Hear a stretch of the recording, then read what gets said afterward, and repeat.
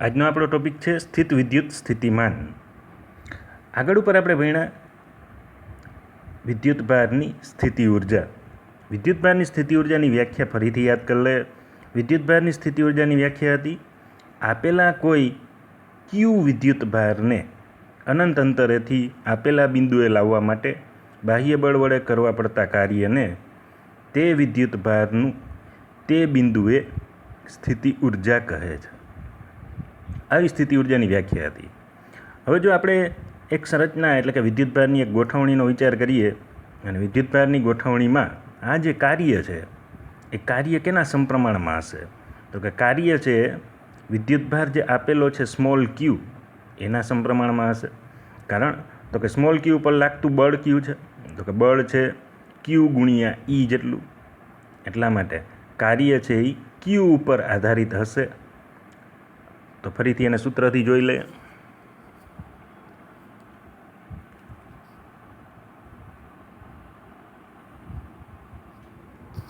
કાર્યનું સૂત્ર થશે W ઇઝ ઇક્વલ ટુ બળ ગુણ્યા સ્થાનાંતર એટલે F ગુણ્યા ધારો કે સ્થાનાંતર R. અહીંયા જે બળ છે એનું સૂત્ર શું છે? તો કે F is equal two QE એને ગુણ્યા R. તો અહીંયા જોઈ શકાય કે કાર્ય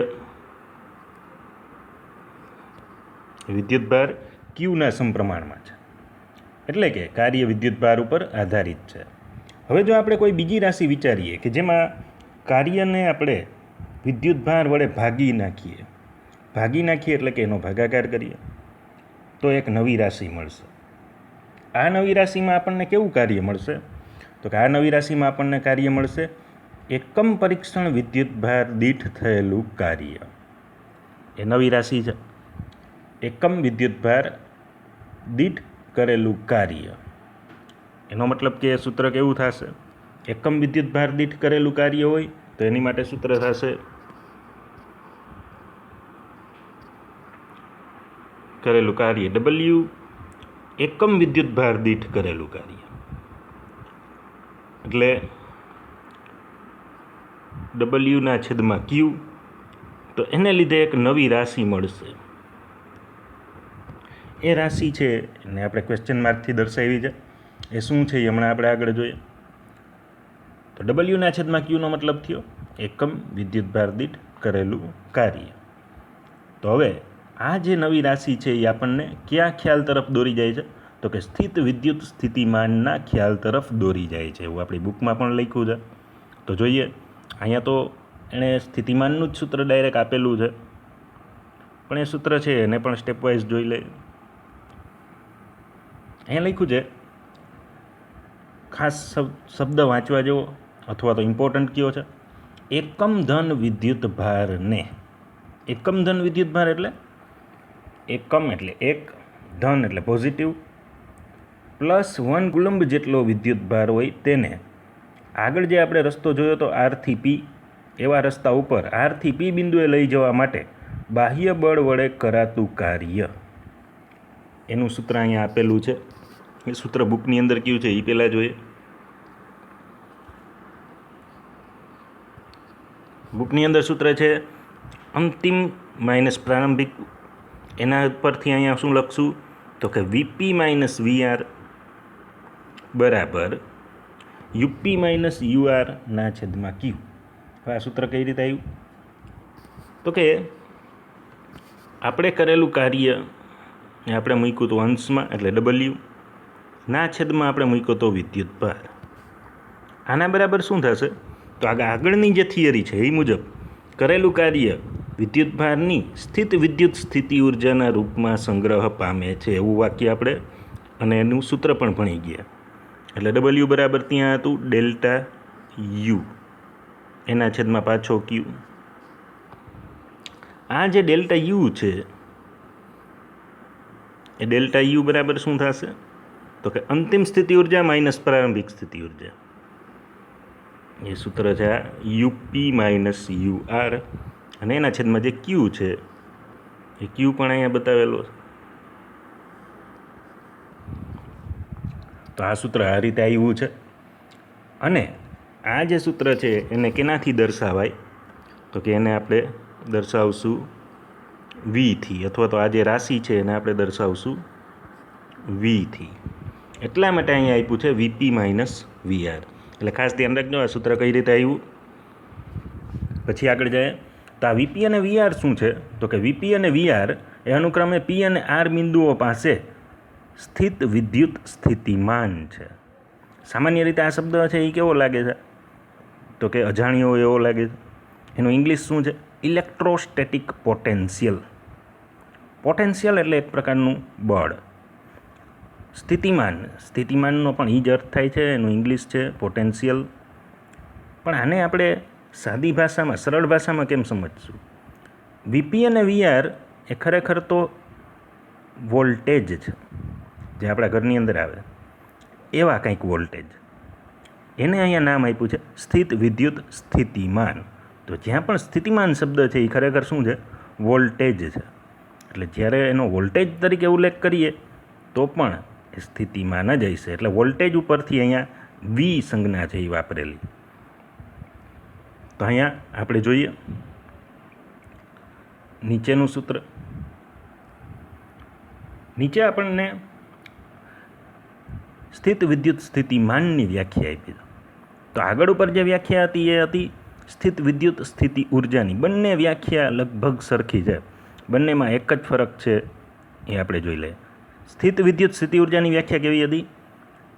આપેલા કોઈ ક્યુ વિદ્યુત ભારને, શબ્દ આ છે, આપેલા કોઈ ક્યુ વિદ્યુત ભારને અનંત અંતરેથી આપેલા બિંદુએ લાવવા માટે બાહ્ય બળ વડે કરવા પડતા કાર્યને તે બિંદુએ તે વિદ્યુત ભારની સ્થિત વિદ્યુત સ્થિતિ ઉર્જા કહેવાય. પરંતુ સ્થિત વિદ્યુત સ્થિતિમાનમાં આપણે શું વાપરીએ છીએ વિદ્યુત ભારની જગ્યાએ? તો વિદ્યુત ભાર ક્યુ તરીકે ત્યાં આપણે વાપરીએ છીએ. છે આ વિદ્યુત ભાર ક્યુ બરાબર +1 કુલમ. તો આ જે છે એ કયો વિદ્યુત ભાર છે? જે બુકની અંદર લખ્યું છે એકમ ધન વિદ્યુત ભાર. એટલે બંને વ્યાખ્યાઓમાં ફક્ત અહીંયા જ ફરક છે. ઓલામાં ક્યુ વિદ્યુત ભાર છે, આમાં છે એકમ ધન વિદ્યુત ભાર.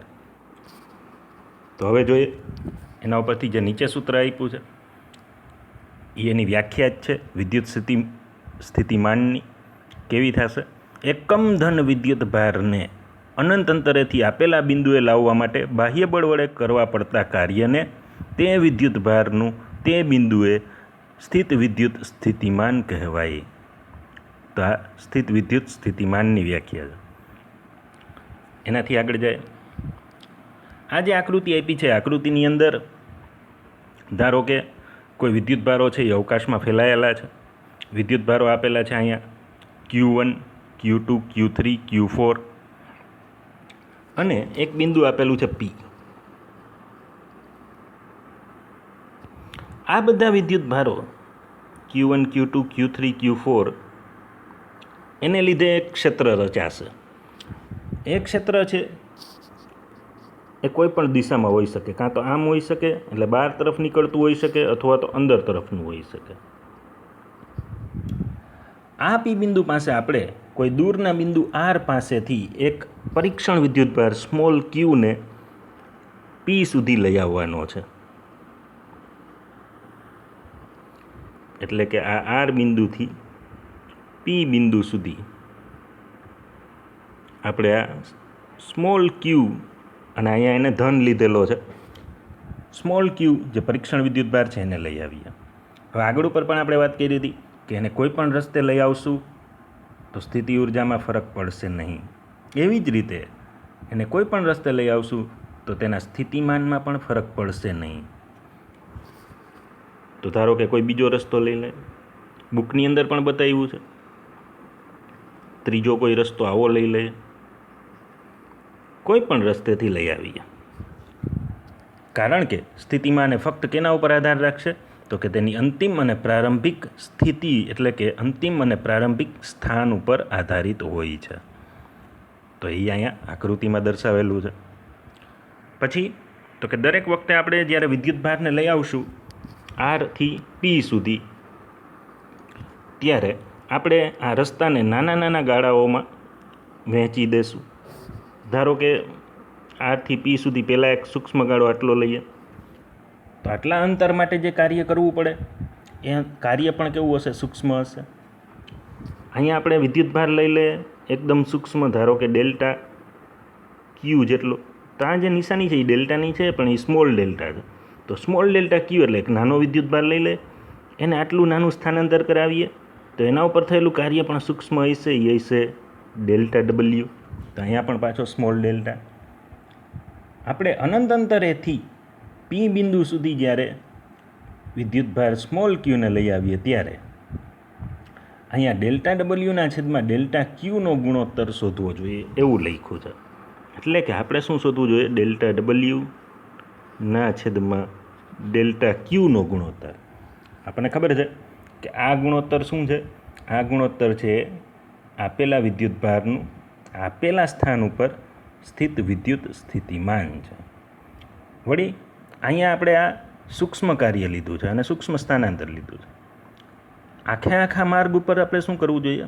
આખા એટલે કે સમગ્ર માર્ગ ઉપર આ બધા જ કાર્યનો સરવાળો કરવો જોઈએ, જેથી આપણને કુલ કાર્ય મળે. તો અહીંયા એનો પ્રારંભિક જે જાણકારી હતી એ આપેલી છે સ્થિત વિદ્યુત સ્થિતિમાનની, અને એની વ્યાખ્યા આપેલી છે. એનાથી આગળ બીજો ટોપિક છે, ટોપિક નંબર 2.3, બિંદુવત વિદ્યુતભારને લીધે સ્થિતિમાન.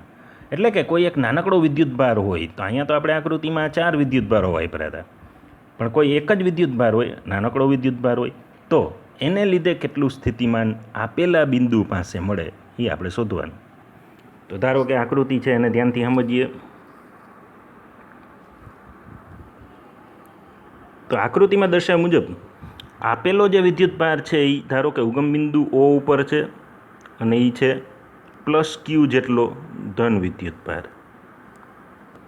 એ કેપિટલ ક્યુથી દર્શાવ્યો છે. ત્યાંથી આપણે કોઈ બિંદુ P પાસે,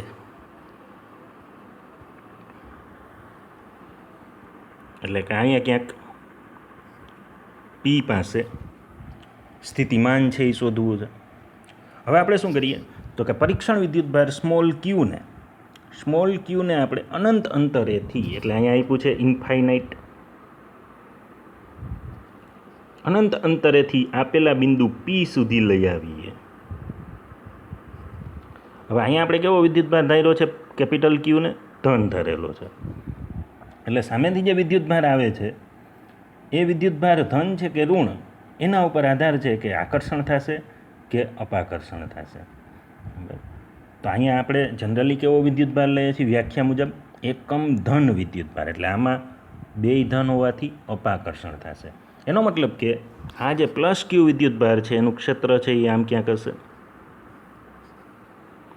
આ ક્ષેત્રની વિરુદ્ધમાં આપણે જ્યારે વિદ્યુતભારને લઈ આવશું આ બાજુ, ત્યારે આપણે કાર્ય કરવું પડશે. તો અહીંયા Q > 0 છે, માટે તેને અપાકર્ષણ બળની વિરુદ્ધમાં જે કણ કાર્ય આપણે કરીએ છીએ એ ધન થશે. અપાકર્ષણ બળની વિરુદ્ધમાં બાહ્ય બળ વડે જે કાર્ય કરીએ છીએ એ ધન થશે. બાહ્ય બળ એને આપણે આગળ બતાવ્યું હતું F એક્સટર્નલથી, અને સામેથી જે +Q વિદ્યુતભારને લીધે કુલંબ બળ લાગતું હતું એ હતું Fe. તો આ ફરીથી યાદ કરી લેવાનું. એક હતું કુલંબ બળ અને સામે હતું બાહ્ય બળ.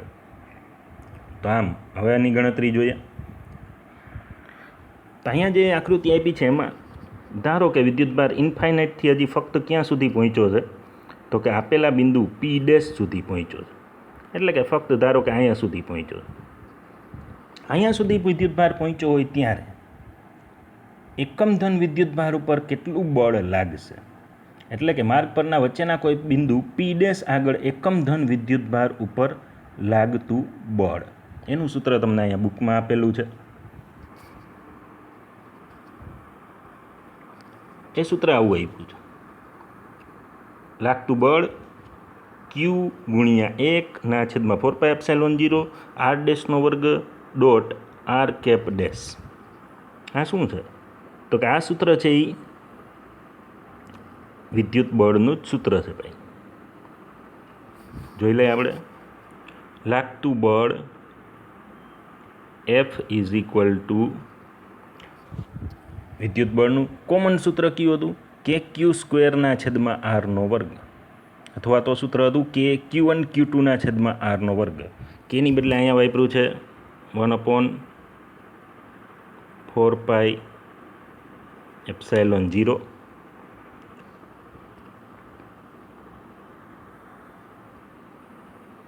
Q1 તરીકે કયો વિદ્યુતભાર છે? તો કે કેપિટલ ક્યુ વાળો વિદ્યુતભાર એટલે ગુણ્યા કેપિટલ ક્યુ.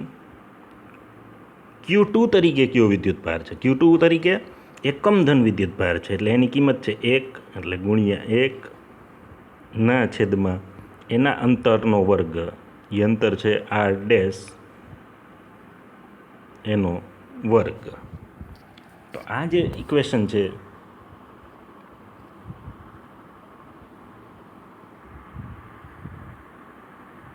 એ આવી રીતે મેળવેલું છે. તો એ ખાસ ધ્યાન રાખજો કઈ રીતે મેળવેલું છે. બીજા સ્ટેપની અંદર તો અહીંયા આર ડેશ કેપ શું છે? તો કે આર ડેશ કેપ છે એ ઓપી ડેશની દિશાનો એકમ સદિશ છે.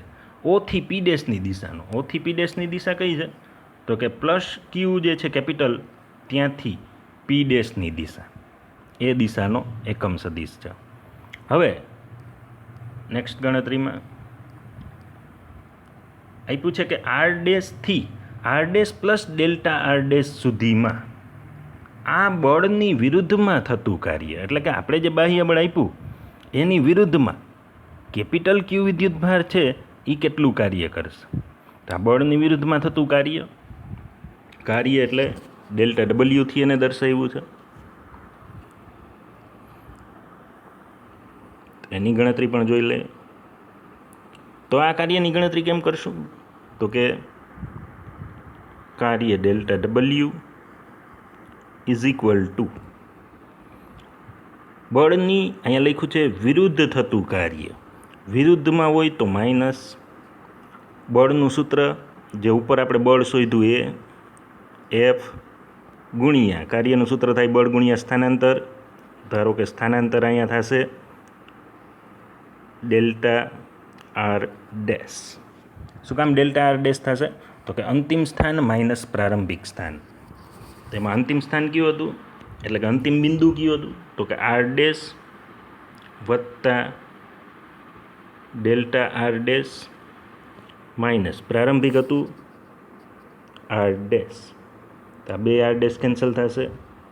એમાંથી ડેલ્ટા આર ડેશ જે વધે એ અહીંયા આપેલું છે.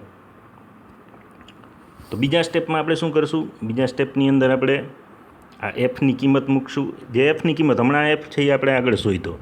એમાં હતું ઉપર ક્યુ ગુણ્યા 1. ક્યુ ગુણ્યા 1 એટલે ક્યુ. તો આ જે માઇનસ એફ છે એ આ છે, અહીંયા ઉપર બતાવ્યો છે.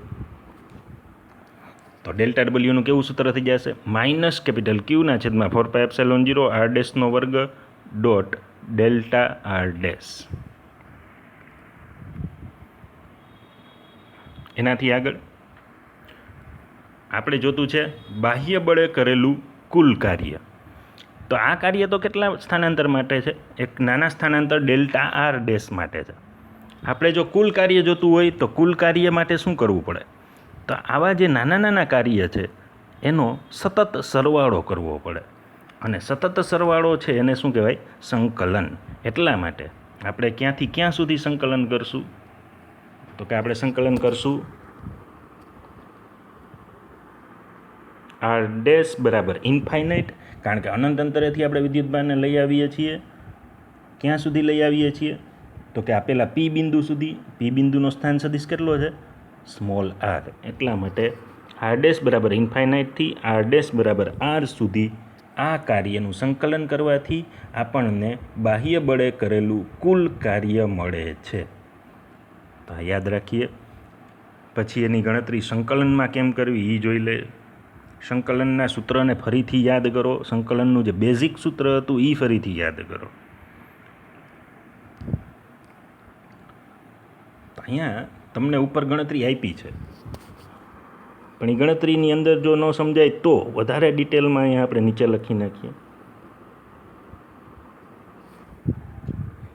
કે ડબલ્યુ એટલે કે કાર્ય બરાબર સંકલન ઇન્ફાઇનાઇટથી આર ડેલ્ટા ડબલ્યુ.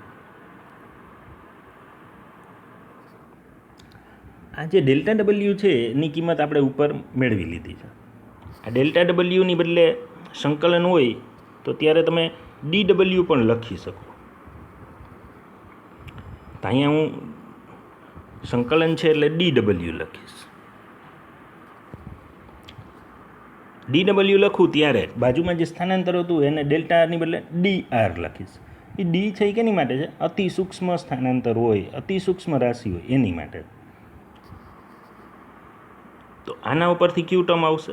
આના ઉપરથી આવશે જે પરફેક્ટલી એની ઉપર લખેલું છે બુકમાં એવું ટર્મ આવશે. તો આ જે છે એ શું છે?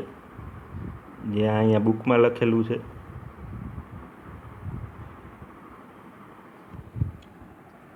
એમાં ડી ડબલ્યુની ફક્ત કિંમત મૂકી છે, બીજું કંઈ કરેલું નથી.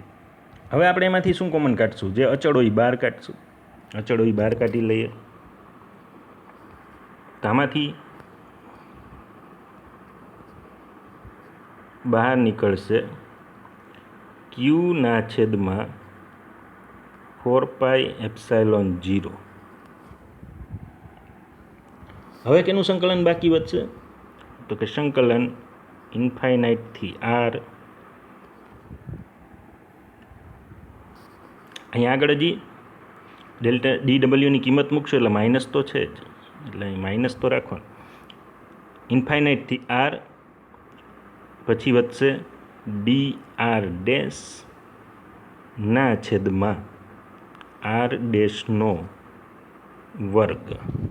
હવે આપણે કેવું સંકલન વિચારવાનું છે? જે આપણે સંકલનના નિયમો લખ્યા હતા એ સંકલનના નિયમોને ફરીથી યાદ કરવાના. એ સંકલનના નિયમમાં હતું સંકલન 1/x2. તો 1/x2 સંકલન કેમ કરવું? તો કે 1/x2 સંકલન આપણે કેમ કરતા હતા? તો કે ડાયરેક્ટ એનું સંકલન થતું હતું -1/x. પણ એ કેમ આવતું હતું? તો કે 1/x2 છે એને ઉપર લઈ જાય તો x ની -2 ઘાત. x ની -2 ઘાતનું સંકલન શું થાય? તો કે સંકલનના નિયમ મુજબ ઘાતમાં 1 ઘાતનો વધારો ના છેદમાં કુલ ઘાત. આવું સૂત્ર છે, ફરીથી જોઈ લેજો. એ સૂત્ર મુજબ x ની -2 વત્તા 1 ઘાત ના છેદમાં કુલ ઘાત કઈ થશે? તો કે -2 વત્તા 1. એના ઉપરથી અહીંયા શું છે? તો કે આર ડેશ. તો અહીંયા થશે -q/4πε0.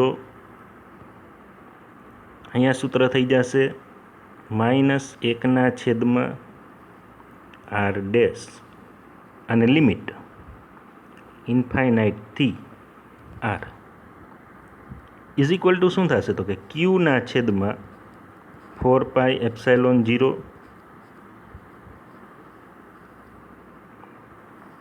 હવે લિમિટ મૂકીએ. -1/r ડેશ એમાં પહેલાં ઉપરની લિમિટ છે આર માઇનસ કૌંસમાં -1/, નીચેની લિમિટ મૂકી દઈએ એ છે ઇન્ફાઇનાઇટ. તો આ જે 1/ઇન્ફાઇનાઇટ વાળું જે ટર્મ દેખાય છે એનો જવાબ શું આવશે? કોઈ પણના છેદમાં ઇન્ફાઇનાઇટ એટલે 0. તો બાકી કેટલું વધશે ખાલી? તો આને આપણે બ્લેક પોર્શનથી બતાવી દઈએ તો બાકી આટલું વધશે -q/4πε0 ગુણ્યા -1/r. હવે તમે વિચારો 2 વાર માઇનસ છે એટલે થઈ જશે એ પ્લસ. તેથી એનો ટોટલ જવાબ કેવો આવશે? છેલ્લા સ્ટેપનો અહીંયા બુકમાં આપેલો છે. તો એનો ટોટલ જવાબ આવશે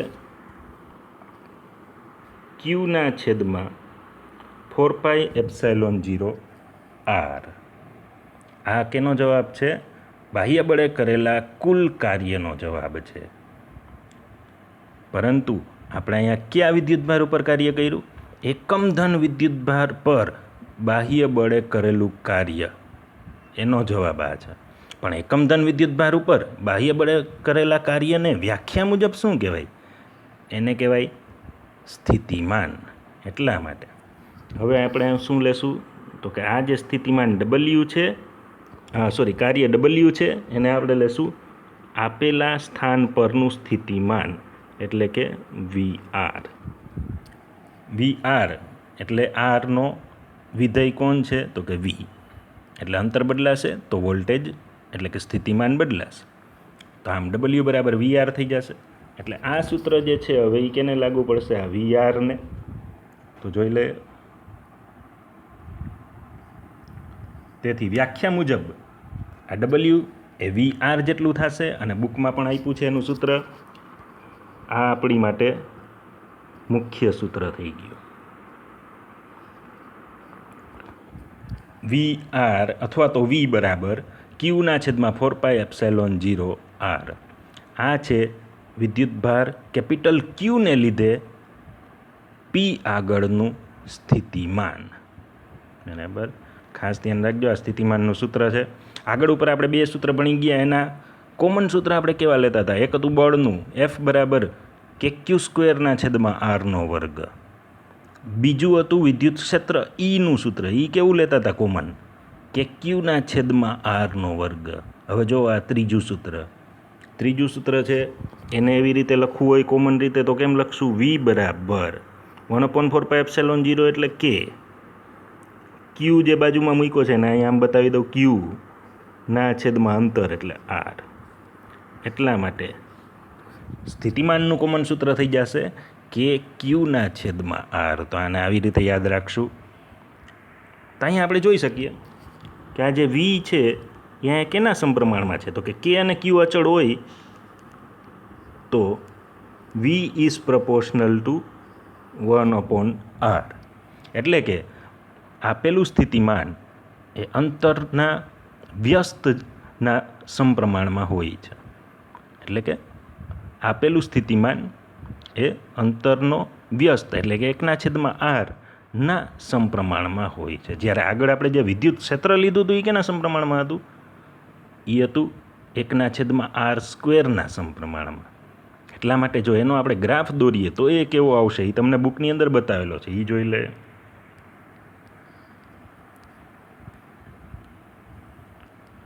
તો બુકની અંદર બતાવ્યું છે એ ગ્રાફ.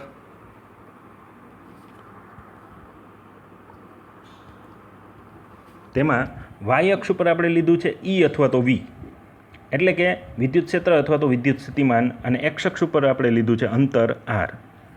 તો Eનો જે ગ્રાફ છે એમાં E પ્રપોર્શનલ ટુ છે 1/R². એટલે કે આમાં જે ઘટાડો થાય છે એ ઘટાડો ખૂબ ઝડપથી થાય છે, કારણ કે છેદમાં R². જ્યારે Vનો ગ્રાફ કેના પ્રમાણમાં છે તો કે 1/R. એટલે આમાં પણ ઘટાડો તો થાય છે, પણ E જેટલો ઝડપથી ઘટાડો થતો નથી. એટલા માટે ગ્રાફની અંદર આપણે જોઈએ તો અહીંયા જ્યાં પણ ઇન્ટરસેક્શન લાઈન આવે છે, એટલે કે બે લાઈન એકબીજાને ક્રોસ થાય છે, ત્યાંથી V છે એ ઉપર રહી જાય છે, એટલે કે એમાં ઘટાડો ઓછો છે, અને Eની લાઈન છે એ નીચે જાય છે, કારણ કે એમાં ઝડપથી ઘટાડો થાય.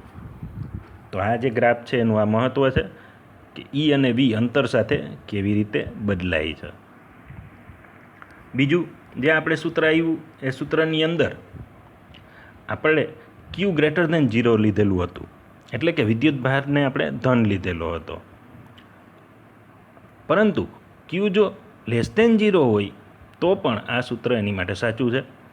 હવે જો Q છે એ <0 લઈએ, એટલે કે આપણો કેપિટલ Qને આપણે ઋણ લઈએ તો એની માટે વોલ્ટેજ પણ ઋણ આવશે, એટલે કે V<0 આવશે એવું લખેલું છે. એટલે કે એકમ ધન પરીક્ષણ વિદ્યુતભાર દીઠ તેને અનંત અંતરેથી આપેલા બિંદુએ લાવવા માટે કરેલું કાર્ય એ ઋણ થશે. આને સમતુલ્ય રીતે બીજી રીતે એમ પણ કહી શકાય કે અહીંયા આપણે જે આપેલા બિંદુએ લાવવા બહારથી બળ આપ્યું એ કાર્ય ઋણ મળ્યું. કેની માટે? જ્યારે Q છે એ <0 હોય ત્યારે. પણ બીજી રીતે કહીએ તો સામેથી જે બળ આવે છે કેપિટલ Qને લીધે એ એની વિરુદ્ધ દિશામાં છે, તો એના દ્વારા જે કાર્ય થાય એ કેવું હોવું જોઈએ?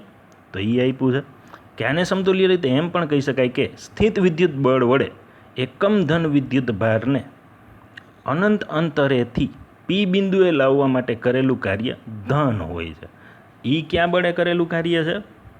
એફ ઈ બળે કરેલું કાર્ય છે. એટલે કે કેપિટલ ક્યુ જે બળ લગાડે છે એણે કરેલું કાર્ય છે, એ ધન આવે છે. અને આપણે જે બાહ્ય બળ આપીએ છીએ અને જે કાર્ય કરીએ છીએ એ એફ એક્સટર્નલ વડે થયેલું કાર્ય છે, એ આવશે ઋણ. કારણ કે બંને સમાન મૂલ્યના અને વિરુદ્ધ દિશામાં હોવા જોઈએ, એટલે બેની નિશાની અલગ આવશે. પછી આપણે આગળ એક મુદ્દો જોયો હતો, એ પણ એક જોઈ લઈએ હજી. એ મુદ્દો હતો કે સ્થિત વિદ્યુત સ્થિતિ ઉર્જાને આપણે અનંત અંતરે શૂન્ય ગણેલી હતી. એટલે કે ઇન્ફાઇનાઇટ અંતરે સ્થિતિ ઉર્જા હતી 0. તો અહીંયા પણ આપણે એવું જ કરવાનું છે. એ પણ અહીંયા લખેલું છે કે અનંત અંતરે સ્થિતિમાન શૂન્ય લેવું. તો આપણે અનંત અંતરે સ્થિતિમાનને પણ શૂન્ય લેશું. તો જ્યારે વી ઇન્ફાઇનાઇટ એવું આવે એટલે કે અનંત અંતરે સ્થિતિમાન, ત્યારે આપણે એને લેશું શૂન્ય. પછી અહીંયા જે નીચે ગ્રાફ છે એના વિશે આપેલું છે કે આકૃતિની અંદર આપણને સ્થિત વિદ્યુત સ્થિતિમાન અને સ્થિત વિદ્યુત ક્ષેત્ર એ અંતર સાથે કેવી રીતે બદલાય છે તેનો ગ્રાફ આપેલો છે, જે આપણે ઓલરેડી સમજી ગયા છીએ. તો આ લેક્ચરમાં આટલું. નેક્સ્ટ લેક્ચરમાં જોશું ઉદાહરણ 2.1.